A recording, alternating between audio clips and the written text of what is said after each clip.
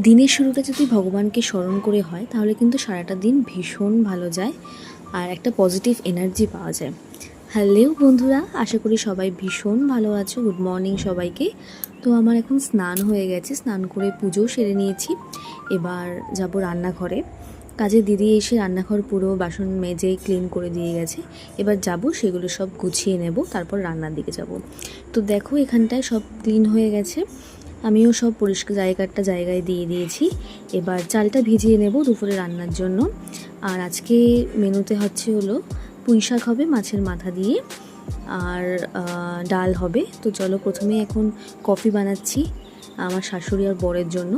আমি basically coffee চা খুব একটা খাই না, চা তো একদমই খাই না। কফিটা খুব রেয়ার খাই, খুব মাঝে মধ্যে, তাও খুব সেটা মুড হলে, যখন তখন নয়। যদি খুব ক্রেভিংস হয় কফির তাহলেই আমি কফি খাই, না হলে আমি কফি খাই না। তো আমার কফি রেডি, এবার দিয়ে দেবো ওদেরকে কফি। এবার এদিকে দেখো ডাল অলরেডি সেদ্ধ হয়ে গেছে, ডালে এবার ফোড়ন দিয়ে দেবো।